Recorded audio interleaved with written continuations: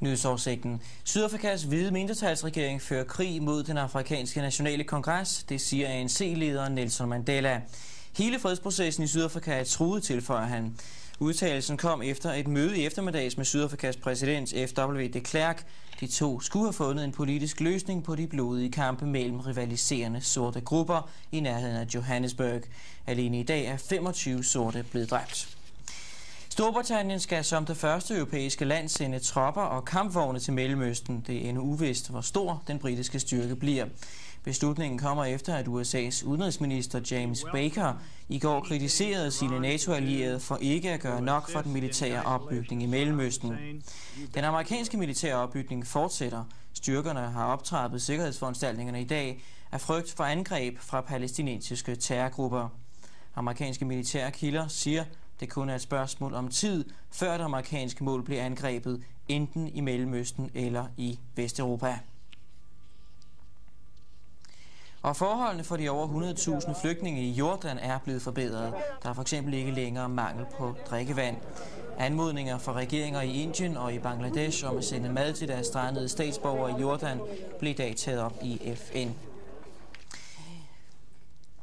I den irakiske hovedstad Bagdad kan den almindelige iraker nu føle de internationale sanktioner imod landet på sin egen krop.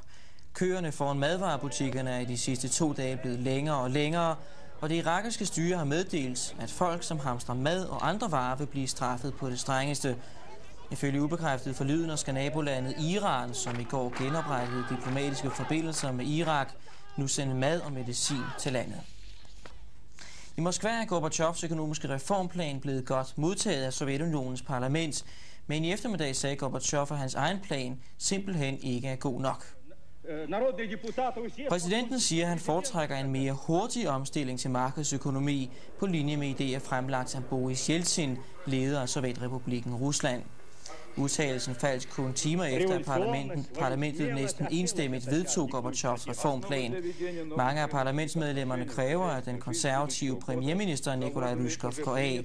Gorbachev har hidtil forsvaret Ryzhkov, men sagde i dag for første gang, at han er uduelig. Og så er vi nødt til vejrudsigten. Nordlige og østlige dele af Skandinavien får rimelig godt vejr i morgen, men et skyområde bevæger sig ind over Norge, Danmark og Vestsverige senere på dagen. Opklarende vejr i Vestnorge, temperaturerne fra 12 til 19 varmegrader.